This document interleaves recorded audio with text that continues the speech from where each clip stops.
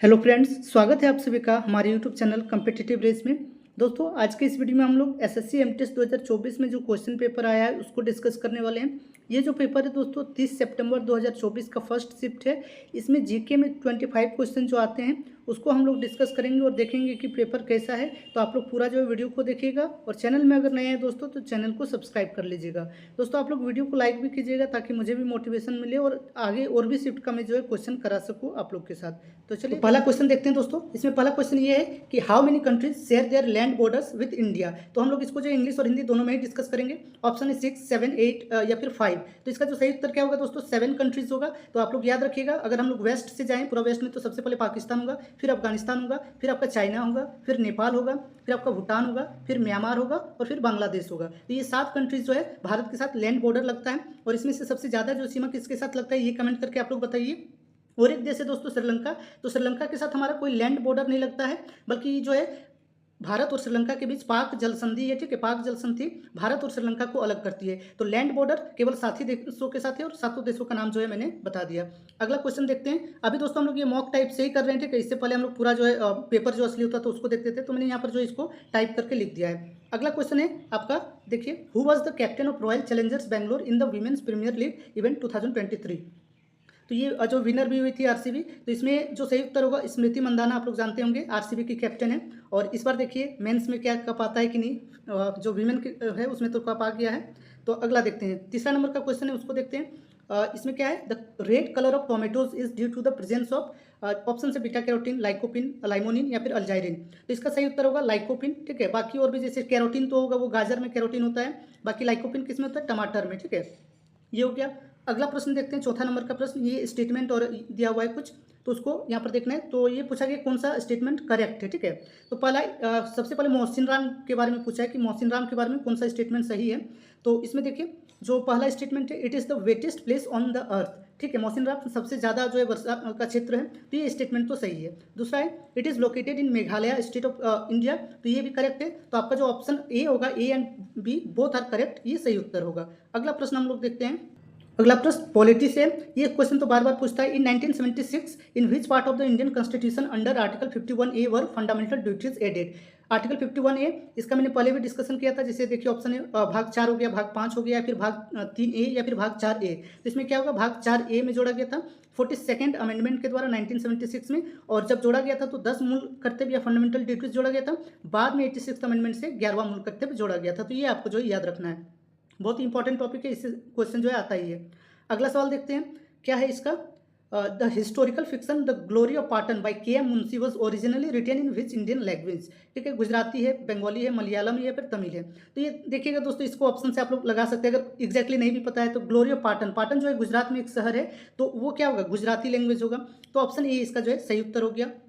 अगला प्रश्न देखते हैं। अभी ये आपका हो गया हिस्ट्री से है। ठीक है, क्या है क्वेश्चन, इसको देखते हैं। Which of the following dynasties establish the Vijayanagara kingdom in 14th century. Vijayanagara साम्राज्य की स्थापना की थी। तो संगम वंश हो गया, सालुक वंश, अरविडो या फिर तालुक वंश। ठीक है, तो इसका सही उत्तर होगा संगम वंश। ठीक है, इसमें देखिएगा सबसे पहले संगम वंश आया, फिर जो है सालुक वंश, फिर तुलुक वंश, फिर जो है अराविडो सबसे लास्ट में आया। तो इसमें 2 व्यक्ति थे, हरिहर एवं बुक्का। ठीक है, हरिहर एवं बुक्का नामक 2 भाइयों ने जो स्थापित किया था विजयनगर साम्राज्य को 1336 में। और ये जो है मोहम्मद तुगलक का काल था शायद, हाँ, मोहम्मद तुगलक के काल में 1336 में हरिहर और बुक्का नामक जो व्यक्ति थे, इन्होंने विजयनगर साम्राज्य की जो है स्थापना की थी। इसकी राजधानी अगर देखें दोस्तों, हम्पी, आप लोग सुनेंगे, मोस्ट फेमस है, हम्पी इसकी राजधानी थी। और ये आपका कर्नाटक में पड़ता है। ठीक है, कर्नाटक में विजयनगर साम्राज्य का जो था ये कर्नाटक में पड़ता है। तो ये मैंने बता दिया। और एक इसमें याद रखिएगा, इसका जो सबसे फेमस राजा था तुलुक वंश का था केडीआर, कृष्णदेव राय। तो इसके बारे में भी पढ़ लीजिएगा, कृष्णदेव राय सबसे फेमस था तुलुक वंश से विजयनगर साम्राज्य के अंतर्गत। अगला प्रश्न देखते हैं। ये भी देखिए हिस्ट्री से, इसमें भी वही सेम चीज़ पूछा गया है। Who was the founder of Mauryan dynasty. तो मौर्यन डायनेस्टी, तो ये सबसे इजी क्वेश्चन, इसको देखेंगे।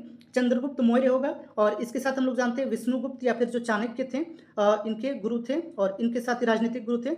इनके साथ ही मिलकर जो है नंद वंश का शासन को खत्म कर मौर्य वंश की स्थापना की थी चंद्रगुप्त मौर्य ने। इसमें देखिए विक्रमादित्य जो है चंद्रगुप्त सेकंड जो है, चंद्रगुप्त सेकंड को ही आपको विक्रमादित्य कहा जाता है। और मौर्य वंश का सबसे फेमस शासक अशोक भी जानते होंगे, कलिंग युद्ध के बारे में आप लोग सुने होंगे अशोक का।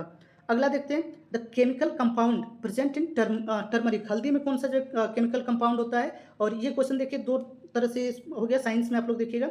तो इसमें जैसे कैरोटीन हो गया, करक्यूमिन हो गया, टार्ट्रिक एसिड हो गया, तो इसका सही उत्तर होगा ऑप्शन 3 होगा। ठीक है, इसमें छांट भी सकते हैं अगर नहीं है तो। कैरोटीन जानते हैं हम लोग गाजर में मिलता है, टार्ट्रिक एसिड ये इमली में हो गया, तो इसमें ये क्या होगा, ये तो लग रहा है मिर्ची में होगा, और बाकी ये क्या हो गया करक्यूमिन, तो ये आपका हल्दी में पाया जाता है, तो इसको आप लोग जो है याद रखिएगा।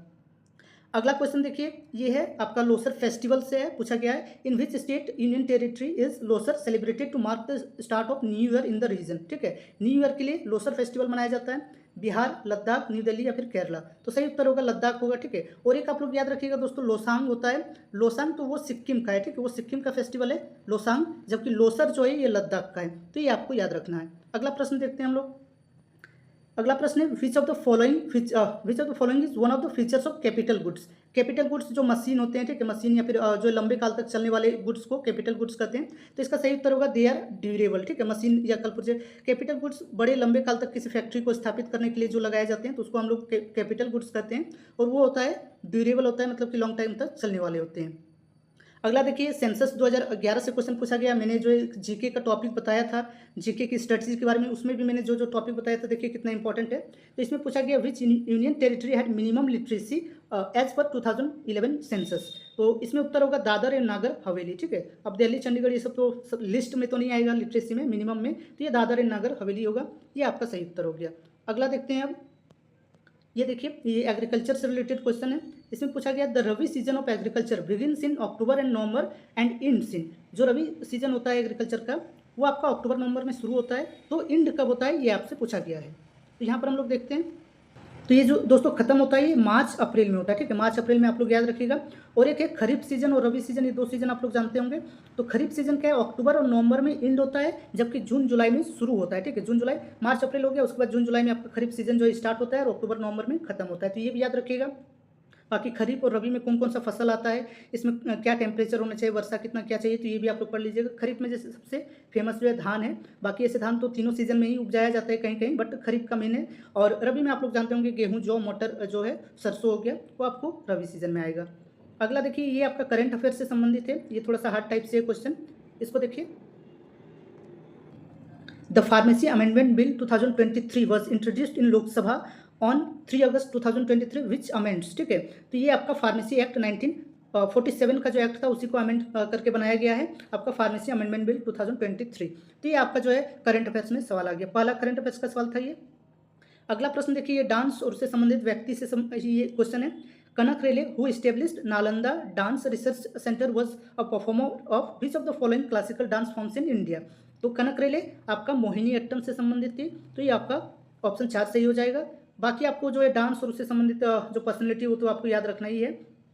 अगला प्रश्न देखते हैं हम लोग, ये है जो कि अवार्ड से संबंधित है। What is the decreasing order of the Padma awards. ठीक है, तो पद्मा अवार्ड्स में सबसे पहले क्या होता है, पद्म विभूषण होगा, फिर पद्म भूषण होगा, और फिर पद्मश्री होगा। डिक्रीजिंग ऑर्डर में पूछा गया है, तो सबसे बड़ा पद्म विभूषण होता है, फिर पद्म भूषण और पद्मश्री।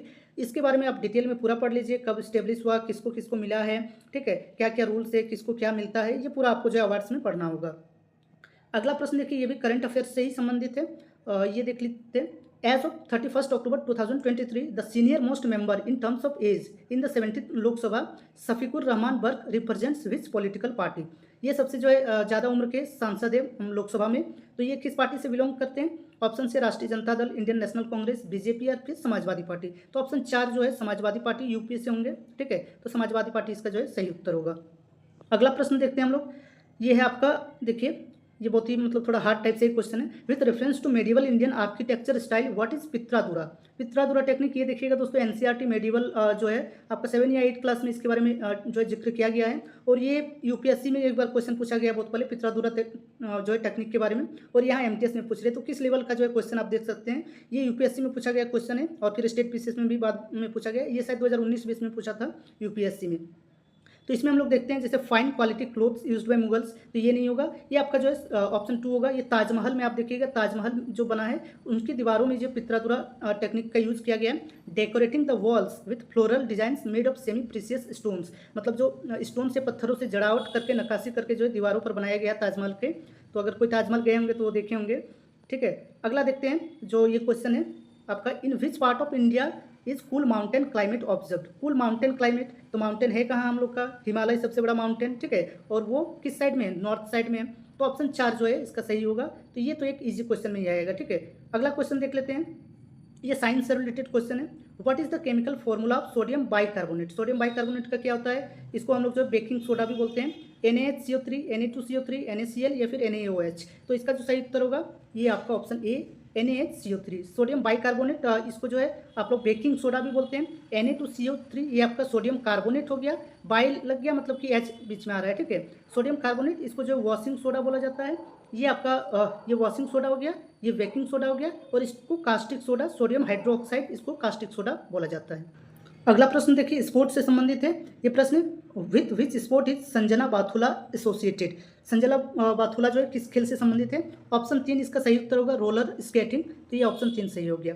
अगला प्रश्न देखते हैं हम लोग, ये आपका जो है घराना से संबंधित क्वेश्चन है, जो कि मैं बार बार बोलता हूँ कि घराना भी पढ़ लीजिएगा, क्वेश्चन आ रहा है हर शिफ्ट में। तो इंदौर घराने की स्थापना किसने की थी। तो इसमें खुदा बख्श हो गया, उस्ताद आमिर खान हो गया, भीमसेन जोशी या फिर तानसेन। तो सही उत्तर होगा ऑप्शन 2 उस्ताद आमिर खान। तो ये सब आपको जो है पढ़ना है। अगला देखते हैं, अगला जो प्रश्न है उसको डिस्कस करते हैं। क्वेश्चन है विच of the following acts introduce the system of directory in the provincial administration in India.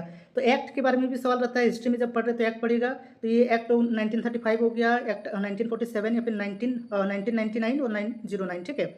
1909 1919 का अधिनियम। तो इसमें ऑप्शन जो 4 सही होगा। 1919 के अधिनियम में जो है डायरेक्टरी सिस्टम प्रोविंशनल एडमिनिस्ट्रेशन में लाया गया था। इसमें जो 1909 का एक्ट है ये आप रखिएगा, याद रखिएगा, पृथक निर्वाचन के लिए मुस्लिमों के लिए पृथक निर्वाचन प्रणाली लाने के लिए जो 1909 का अधिनियम जो है फेमस है। और इसमें देखिएगा 1919 का अधिनियम है, इसको क्या बोलते हैं, मॉन्टेग्यू चेम्सफोर्ड सुधार बोलते हैं, और 1909 को मार्ले मिंटो सुधार बोला जाता है। तो ये दोनों जो है आप लोग याद रखिएगा। बाकी 1935 का अधिनियम तो फेमस है ही।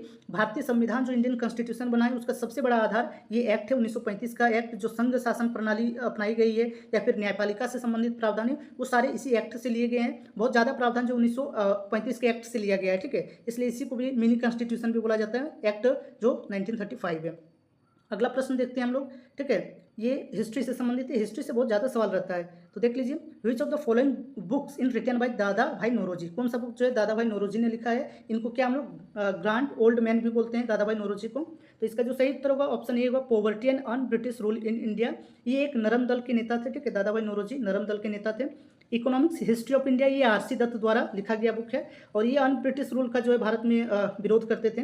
भारत में ब्रिटिश शासन का विरोध नहीं करते थे, बल्कि भारत में जो ब्रिटिश द्वारा लागू की गई नीति है उसका वो विरोध करते थे। अगला और ये लास्ट सवाल है, ठीक है। ये थोड़ा सा हार्ड टाइप से ही है। पूछा गया on which date did Punjab abolish the legislative council.